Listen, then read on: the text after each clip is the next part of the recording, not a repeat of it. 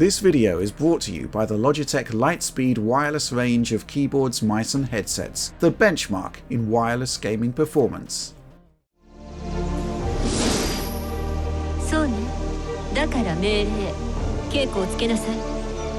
Milia versus Zato.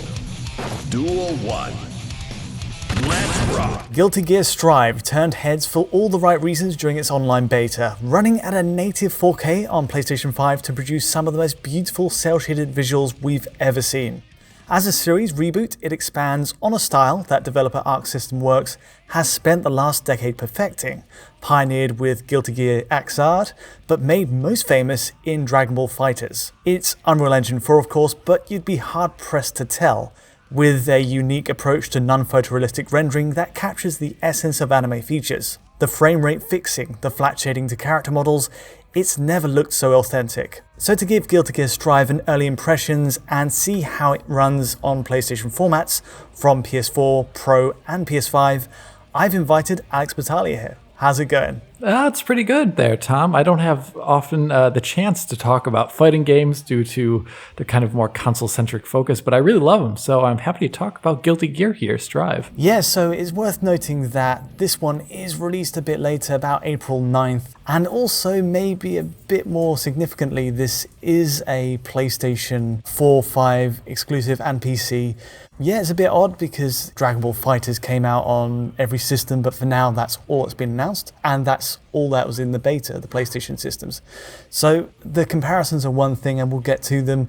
Bit of a heads up, there's not a heck of a lot between them besides resolution and loading times, though there are big differences there. So what is exactly in this beta? What kind of modes can you play? What does have on offer for you?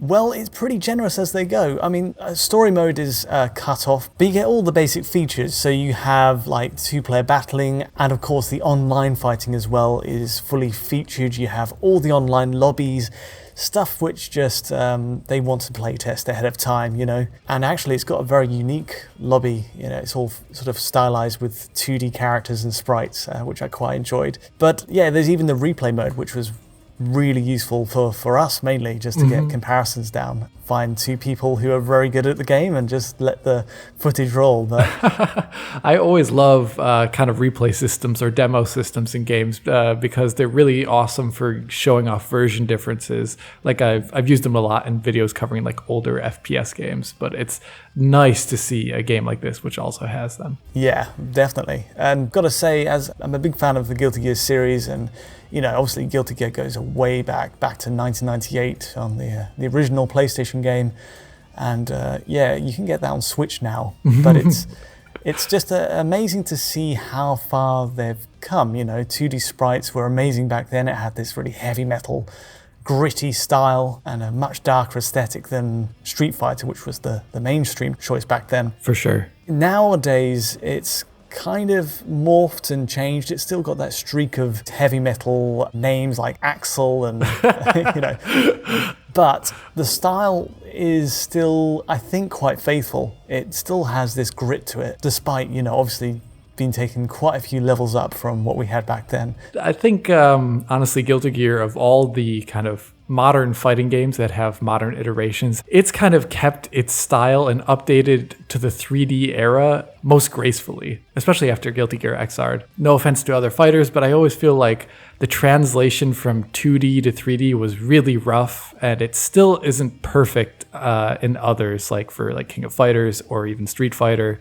I still think this is the best version we've seen of the 2D art in a 3D realm, and it looks amazing. Like, I think we should just spend a little bit of time here just talking about the visuals, because as I'm watching this play out here, this is the most faithful recreation of an anime aesthetic I've ever seen in terms of like 3D art. It's amazing how they do it, how they replicate the kind of 24 or 12 frames per second motion for all the animations, so they almost look like 2D, even though these are in fact 3D models. And then, you know, not even just talking about the models themselves, but the entire backgrounds of these stages. Going back to Dragon Ball FighterZ, that game, you know, was once again really awesome looking, and it did manage to capture the aesthetic of the anime rather perfectly using this really cool art style system they've developed. But, the backgrounds and the character models there, they, due to the anime that it's inspired by, they are a bit more simplistic. They don't require tons of moving things going on in the background, large cityscapes and things like that. And the character models themselves in that game, they don't have a lot of like tiny grubby detail on them. Like you said, this heavy metal aesthetic of like chains and tiny doodads and things like on them. They're very plainly decorated. Switch over to the new Guilty Gear and all the characters there, they have so much detail, all these little pouches and belts, and so many belts. I know that's the joke, but they have so much detail. Then you look at the backgrounds, there's so much more detail here than we've seen in any of their games before. They've really punched up the amount of geometry and kind of objects. You were showing me that one stage off earlier of it looks like some sort of farewell parade. With all the NPCs just kind of hanging out there. Each frame is just so incredibly dense. I'm just loving this. It's amazing how they've managed to push this far into this tech, into this engine. I think you've hit the nail on the head there. I mean, the environment's obviously just way more packed. And, if you look at the original Akira Toriyama art designs for Dragon Ball Z characters, obviously you didn't ever need to add much more. They were meant to be drawn quite simply. And to recreate that in a video game, it was a simpler job. Whereas for this, from the very first day, Guilty Gear has had very densely detailed characters. And so this has been a perfect case for them to really show off the next step in this tech. And like you say, the background's completely replete with moving elements. And there aren't many fighting games, I don't think, which hit this high note, and obviously it's completely unique to the style of the series. Yeah, it's pretty awesome. And I think that, like we were saying, like how it's pushing this engine and pushing their art style so far, I think that bears out when we look at the differences between the systems, right? Like between PS4 Pro, PS4, and PS5. So let's start with obviously PS5, 4K, native 4K, no sign of DRS at all. And by doing that, we're so used to having DRS to mitigate drops and find ways to keep the pixel count as high as it can to hit a frame rate target. But here, obviously, 4K 60 is a constant. And by doing that, there's no scaling on any of these. Every character has these sort of brush-stroked edges to give the effect of hand-drawn designs.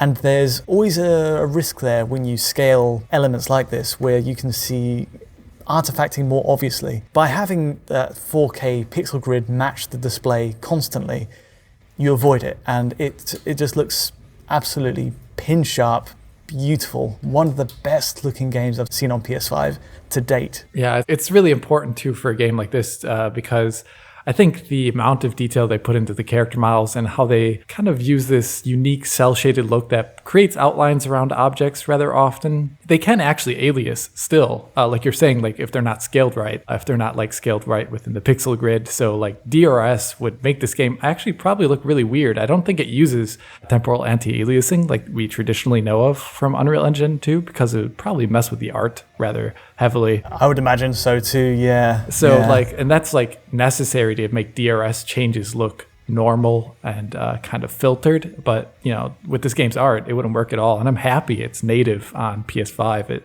must look gorgeous in person. I have yet to load it up. Maybe when the PC version comes. Yeah, I'll definitely do that. But so PS4 Pro, obviously the next step. This is where the surprise is because as it stands, the game runs at a native 1080p. 1920 by 1080 is not really where we left PS4 Pro with this engine and this developer. Dragon Ball FighterZ ran at something closer to 1800p on PS4 Pro. So it was 3264 by 1836, looking at my notes here. But it really puts it in perspective how much of a hit they had to take on the image quality side to achieve the richness of the backdrops, the character detail as well that we're talking about. In the end, I think it just makes sense given how far they've pushed the visuals in this game in comparison to their last outing in Dragon Ball FighterZ. At the same time, though, it does just show how expensive non-photorealistic rendering can be if you're pushing the PS4 Pro down to 1080p, which, it's pretty awesome. Yeah. And lastly, of course, base PS4. This one feels like the next rung down. It's below 900p, sitting at 1536 by 864, which is, when you do a resolution check, it's 80% per axis of 1080p. It is what it is. It does not, at least with PS4 Pro, if you're playing on like a 1080p display, you don't have any scaling, but with this one, there's no avoiding it. It is playable and it still looks nice enough, but I did notice scaling artifacts in even hard elements. Otherwise, it looks, really, really beautiful.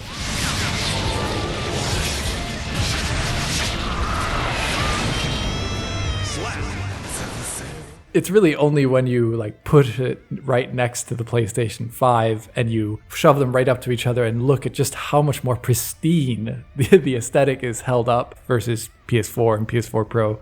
That's it's only by means of comparison that this looks not as good. It's still competent, So let's get over to performance, I think. And one thing before we start talking about performance, for those in the audience who don't know, I did mention it earlier, but a lot of the aspects of this game's visuals to maintain that anime aesthetic are not going to be looking like they're running at 60 FPS. So a lot of the character animations and things like that could be running at 30 or 15 or any other interval that divides evenly into a 60 hertz refresh rate.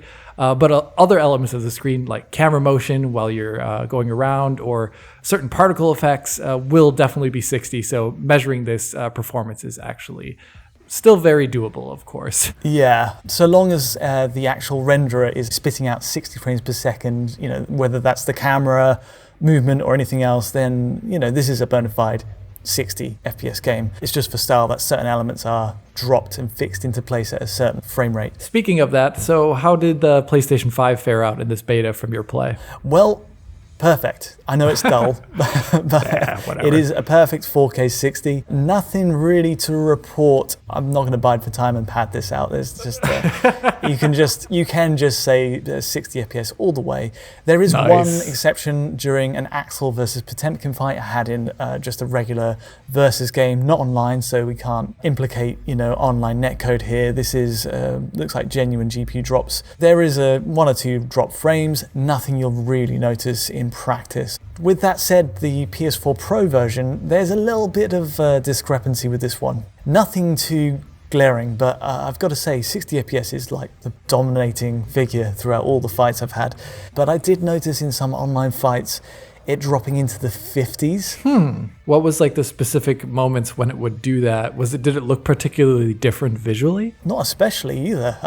Pro can have very occasional issues. I found more so online, but when it was offline, I breezed through. Absolutely no issue whatsoever. That is interesting. It does make me wonder if I've had it before, obviously, in online fighting games, that the frame rate can be affected by online conditions. So it could just be something like that, because looking at the footage you just showed me, didn't look particularly extravagant. It didn't look like that much was happening. The background is really straightforward compared to some of the other ones we've got. So it's worth noting that YouTube channel VG Tech did note this as well, and that there's a comment on his channel that playing at 1080p output on PS4 Pro can fix it, which is something to consider. But I imagine that's what this beta is all about, just ironing out these small issues, and hopefully we'll have something a bit smoother when the final product comes. So how about that PS4, the amateur system? How's that holding up? Oh, it's fine. It is a perfect 60 again, and that is great news. I think what that says to me is 864p. Despite how it scales and how it does actually impact the way it looks, it still holds up. That's a good thing. Yeah, that's really good. That means they made all the right choices for resolution, 4K, this kind of 1080p, as well as sub 900p here on PS4. If it holds up, that's all we want for a fighting game. Yeah, definitely. And one last thing, loading times are something that, because this is a native PS5 app, I just figured it's worth testing this, because who knows, it may be taking advantage of the game at a lower API level, who knows. So from what we're seeing, I checked a standard Sol Bad Guy versus Kai Kiske fight and loaded into the first stage, basically from the moment you select the character to the moment the screen flashes white and that eagle loading screen goes away and you're ready to skip the cutscenes and go to the fight. So it's 11 seconds on PS5, Not the snappiest return, I guess, but that is still a lot faster than the 18 on PS4 Pro and then 21 on base PS4. So, oh, and also speaking about your beloved PC version, who knows? You know, if we attached a similar NVMe, It'd be interesting. I wonder what a result we'd get from that. But I'll give it a try when the game comes out. Perhaps we can report on that. That could be good fun. yeah. All right, well, I think that's about everything. I mean, we've squeezed this one dry. There's a lot to talk about, obviously, from a gameplay standpoint. The move sets have changed completely. The game as a whole is reworked quite fundamentally to suit more newcomer players, which I think is a good thing at the start of when you reintroduce a game like this. But hopefully this is where it'll stand, and with a few tweaks, it'll be just the right place. Thank you so much for joining me, Alex. Of course there, Tom. And let's do our wrap up here. If you did enjoy this video, feel free to like or subscribe, and don't forget to ring that bell to get notifications as any new video lands. To get a high quality version of this video, check out our Patreon at digitalfoundry.net, and to get in touch with myself, Alex, or the rest of the team, you can use Twitter. But from the both of us, thanks for watching. Soul wins. A gaming icon evolved. Logitech's renowned G502 mouse joins the ranks of the world's most advanced gaming mice with the release of the G502 Lightspeed. Featuring ultra-fast wireless connectivity and reliability, with performance trusted in competition by esports pros. Featuring the next generation Hero 25K sensor and PowerPlay compatibility, this is the ultimate rendition of the celebrated G502 mouse.